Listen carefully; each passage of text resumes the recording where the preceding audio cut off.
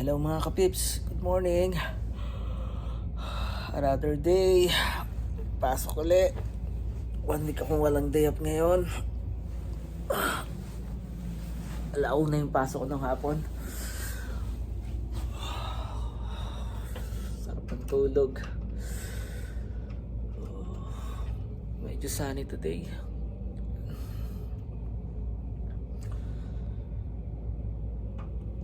Siguro mga 2 degree lang today. Bibihis muna tayo. Sarap tulog. Kain ng kaunti.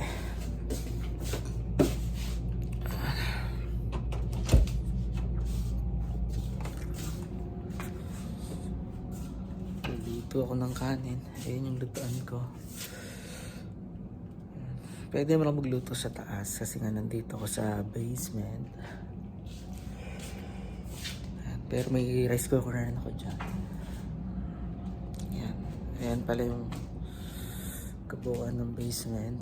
Malaki yung basement and fully organized naman. Ayan. Kita niyo. Ayan. May sarili akong banyo. Ayan yung washroom ko.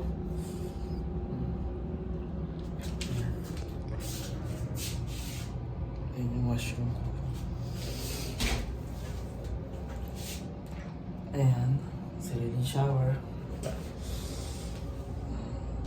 Tapos may washing machine din dito. Pang laundry ko.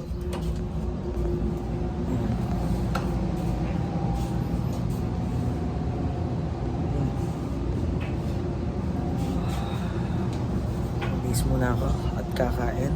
Update ko na lang ulit kayo.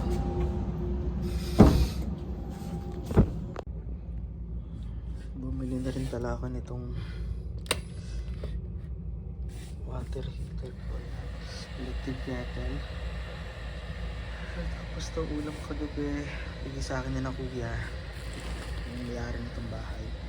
Kalabasa. Halos everyday pagkakatapos ko ng work yan. Nabili silang ulam. Ang babait nila. Tapos ito. Pandesal din ako galing Hinilang Jo. Pandesal din dito sa Canada. Pinitan ko muna to. Pinitan muna natin.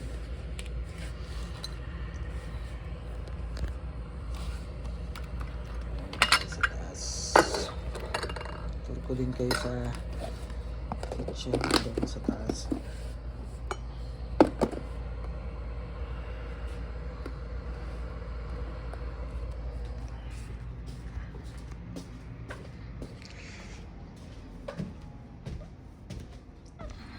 Pasok sila ngayon.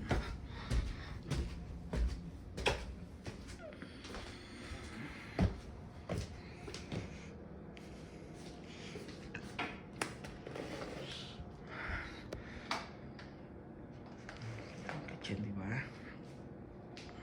So ito yung kitchen dito. Karamihan ng mga kitchen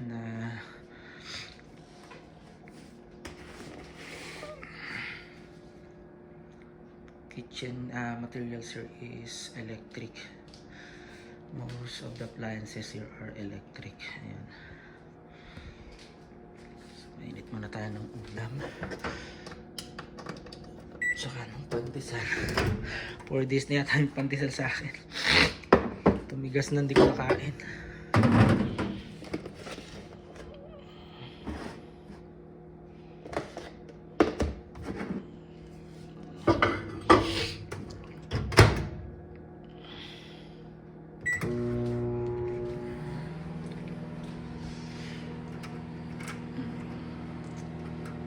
Kapitbahay, mainit ngayon ito naman yung church yun. Ayan, church, lapit lang diba? Ayan, main road dyan papunta sa work ko.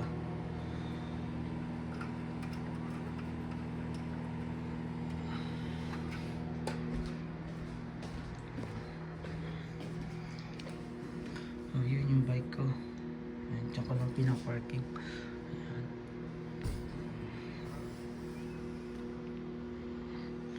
Gandang panahon ngayon ah.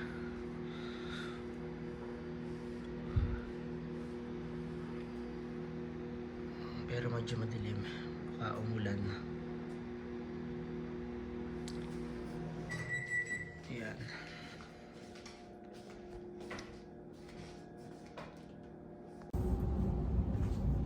Hello mga kapips, work muna tayo. Pasok ulit sa work. Ito malapit lang yung trabaho.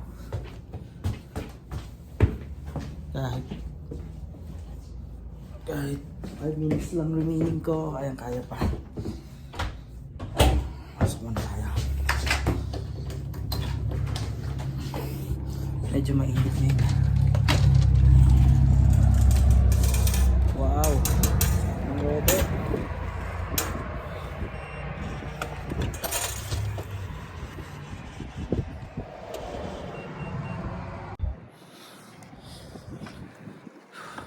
Pasok na tayo.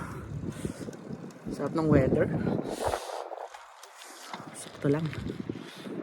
Kahit hindi mo na ako mag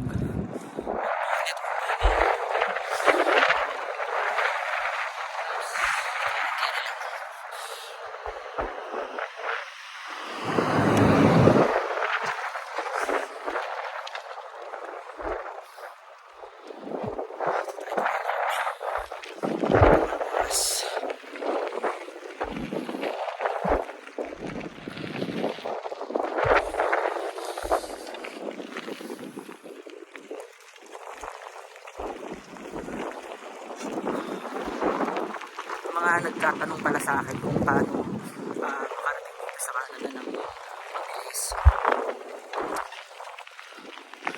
Yung pinakamagandang maya advice ko sa inyo is kung may experience kayo sa kotse, kasi karamihan ng mga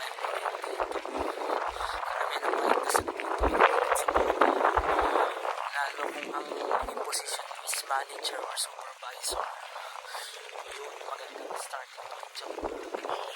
Experience ka 2 years pataas, tapos hanap ka ng agency sa Pilipinas like Advance yan. Mabilis talaga yung processing time nila, tapos wala pang masyadong payment na malaki na babayaran ka. Isa sa nakita kong paraan para makarating ka ng mabilis o kaya naman may relatives ka na nagtatrabaho dito, kaibigan na pwede kang i-refer sa kanilang mga lawyer, yun isa ding magandang paraan nyo para makarating ka dito. Kasi ganun yung ginawa ng ninang ko sa kasal. Yung employer niya, i-recommend ako sa employer niya, yun kaya nakarating din agad ako dito. And isa pa nga is related din sa food. Naging assistant manager ako sa McDonald's sa UAE. Kaya nakatulong yun kasi dapat related din talaga sa current experience mo yung a-apply mo dito. Kasi ang nagde-decide dito kung makakapunta ka sa Canada is hindi ang employer, yung immigration officer. Kaya kahit gustong gusto ka ng employer na i-hire, pero yung qualification mo is hindi na meet yung kailangan,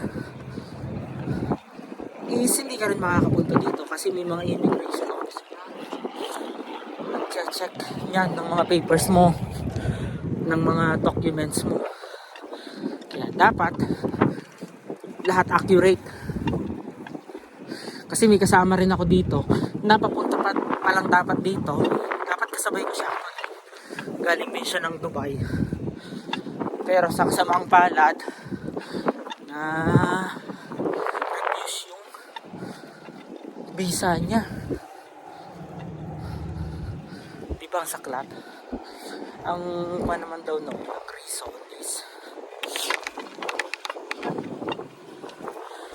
yung CV niya hindi niya na-update. Yung CV lang ha.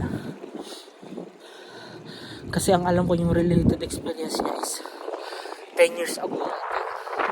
Dapat current employed ka doon, nagtatrabaho ka pa din sa related fields. Ayun nila is parang naging supervisor siya 10 years ago. So sayang, gumastos na siya. Magkasabay kami noon pero sa kayo nahihingal ako, nagbabike ako eh. Pero nauna ako sa kanya until na wala pa rin update sa kanya. Yun ang mahirap once na parang yung application mo is ang hirap nang i-apply sa dami na nag-a-apply punta dito sa Canada. So talagang dapat one attempt, one try is swak. Yun yung pinakamagandang ma-advise ko sa inyo. Make sure na related yung job description nyo sa ina-apply nyo dito. Talagang walang refusal yun.